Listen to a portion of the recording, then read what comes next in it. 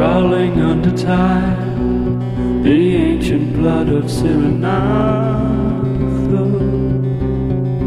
old forbidden life,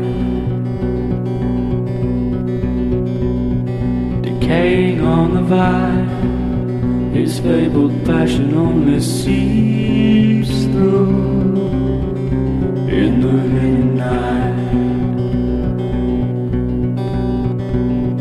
The fierceness of his heart's been cooled by memory now.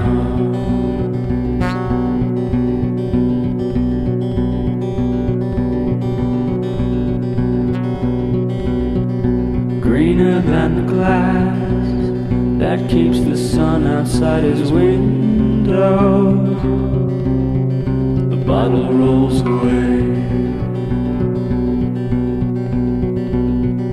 emptied of the past, the wine that waited through a life age dies within his veins.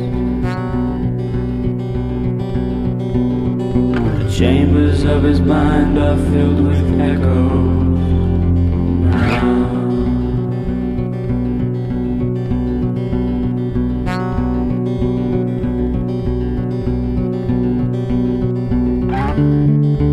Life is lonely these days.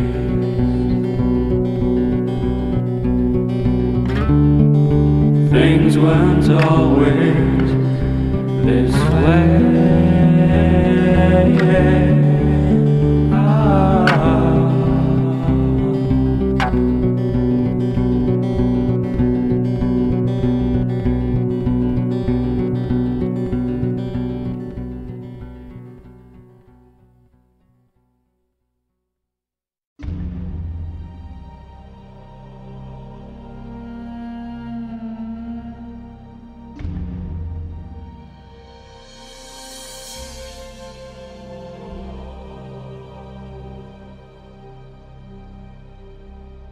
De Arévalo.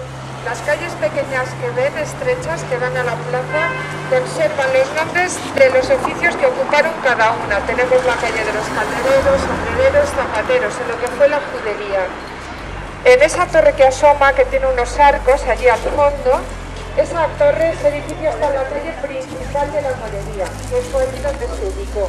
La visita la vamos a hacer íntegramente en la zona amurallada. Si esto es una radar, vamos a hacerlo en la zona de la villa.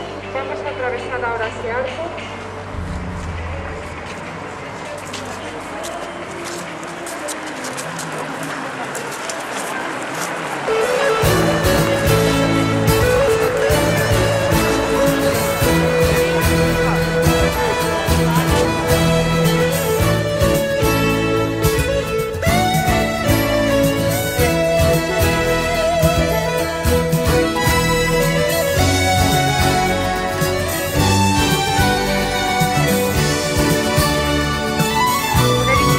Pertenecía a la corte castellana, que no conservamos y que ocupaba una gran manzana donde ven ese edificio de nueva construcción.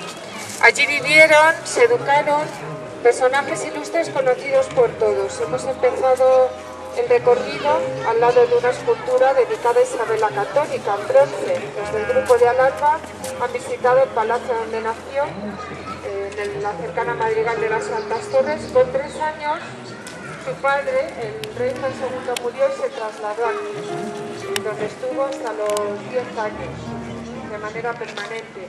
Aquí en Arévalo estuvo porque el señorío de Arévalo le pertenecía a su madre, Isabel de Portugal, primadete de boda. Y aquí estuvo su madre Isabel de Portugal hasta 1496, que fue el año de su muerte. Otro personaje ilustre vinculado a Arévalo y a ese edificio desaparecido fue San Ignacio de Loyola, que realizó su educación durante 11 años, entre los 15 y los 26, en ese mismo edificio. Toda su formación intelectual, militar, la hizo en Castilla, concretamente en Arévalo. La plaza donde estamos fue la más importante en el siglo XVI. En ella hubo una serie de edificios que la convirtieron en la principal. Si se gira nuevamente hacia el arco, encima de este arco, en el siglo XVI, se instaló la cárcel real.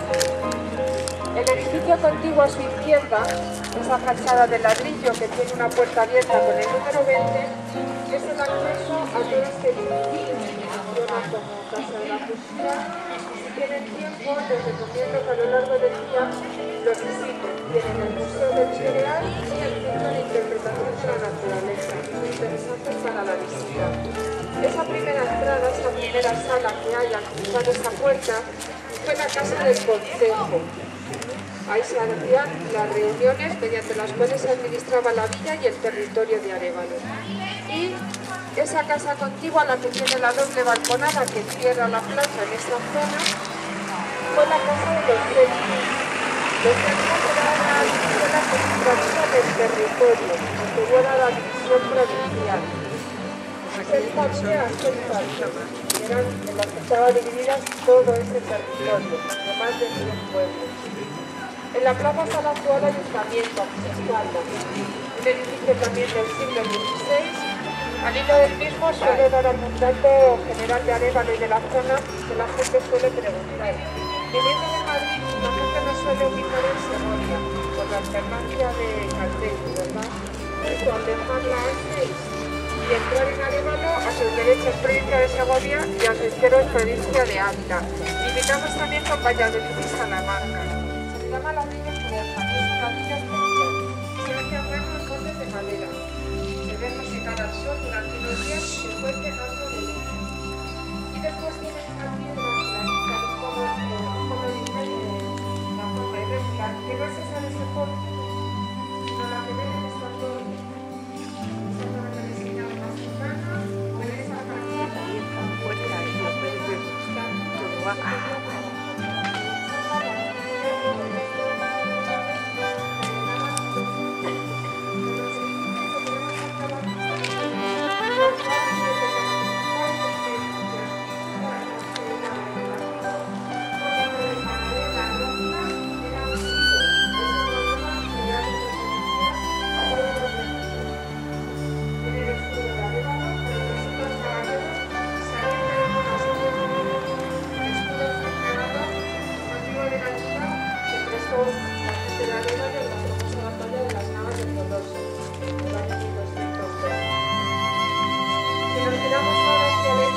La primera que vamos a visitar de todas las que quedan en Arévalo, que hubo muchas cosas, esta es la única iglesia que se hizo con piedra, es una iglesia románica, como el cual que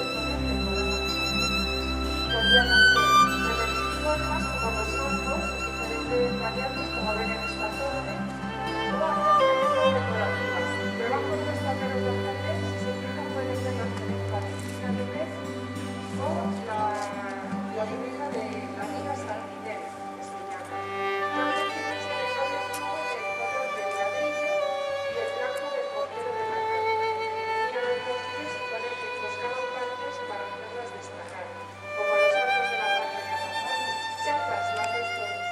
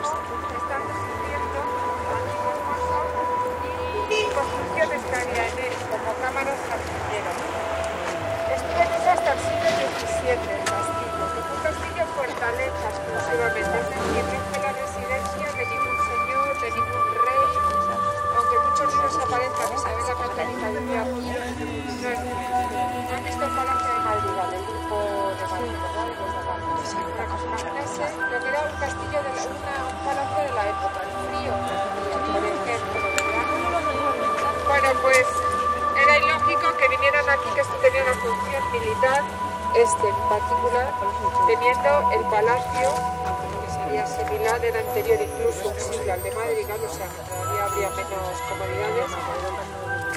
Y decirles que bueno, estuvo abandonado desde el siglo XVII hasta el XIX. Se utilizó entonces como cementerio. Hasta entonces los enterramientos se hacían en las iglesias. Lo veremos bien ahora en la de San Miguel, que es la última que nos queda por visitar. Y entonces hubo una orden que dictaba que los cementerios se ubicaran con cierta distancia al pueblo y había que separarlos mediante muros. Tiene curso, ¿eh? Eso ya lo tenían hecho en interior. Pasando esa puerta hay dos patios, nada más. Pues se utilizó hasta que se hizo el actual cementerio municipal hace un siglo ya al otro lado de la autovía, allí al fondo. Desde el año 1952 el castillo pertenece al Ministerio de Agricultura, que instaló silos en el interior, como en otros castillos. Cuidado con la carretera.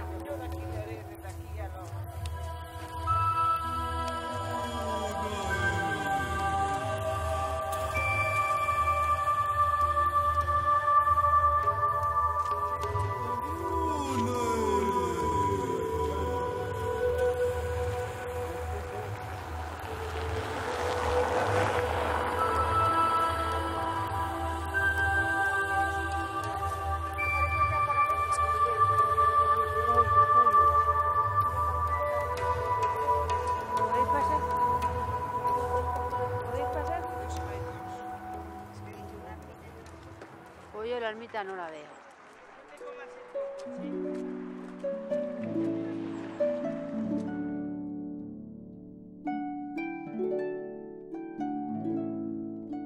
Aquí, por ejemplo, el que se recompuso la sillería que ven a los pies de la cruz. Del retablo, que es lo más importante, bueno, pues son 13 tablas que se hicieron hace 500 años, ya, bueno, 501, se entregó la obra, a principios del siglo XVI. Las pinturas son las originales, porque luego el resto de madera doblada es posteriores de época barroca. La parte de abajo tiene diferentes actos agrupados por parejas. La sala del centro se le dedica a San Miguel, al titular, a una de las 3 apariciones que se le atribuyen. En la primera tabla del centro, la que tiene a la izquierda, hay un toro que se ha escapado y como un grupo de hombres van a buscarlo. Lo rodean, no hay manera de hacerlo salir de allí y le disparan flechas. Sí, ballestas, flechas a través de la ballesta. El caso es que cuando las flechas llegan al toro, se da la media vuelta y se dirigen contra ellos siguiéndoles. Por eso en esa primera tabla hay gente que está tumbada, que está herida. En la segunda tabla, como todo el pueblo sale en procesión hacia el lugar del milagro, que lógicamente fueron al pueblo, contaron al obispo y a todo el mundo lo que había sucedido. Y si movemos los ojos de esa segunda tabla, ante toda esa gente se aparece San Miguel. La aparición estaría representada por la imagen del centro. Y les dice que donde se ha quedado el toro, que le hagan un edificio, un altar y que se lo dediquen a él. En la tercera tabla, al otro lado del santo, de San Miguel, ven cómo empieza la construcción y en la última, por una vez terminada, van a bendecir el lugar. Se aparece San Miguel, está la dama superior vestida de rojo y blanco encima de la construcción y les dice que está muy complacido con la obra y que desde allí vigilará y defenderá la iglesia. Las 5 tablas de la parte superior, bueno, ya son fácilmente reconocibles, ¿verdad?, sobre la pasión y muerte de Cristo. Por terminar con la iglesia, y de aquí ya regresamos en 2 minutitos a donde hemos empezado, decirles que aquí se ve bien que todo el suelo eran sepulturas. Había sepulturas dentro y fuera de las iglesias pegadas a las paredes de capillas laterales. Aquí están desordenadas todas estas piedras porque de los saqueos de los franceses, cuando la guerra de la independencia, bueno, pues rompieron muchas de estas piedras y estaban rotas y se cambiaron las rotas y las nuevas se pusieron, se ve muy bien aquí en el pasillo, a partir de donde son las nuevas, que están menos desgastadas.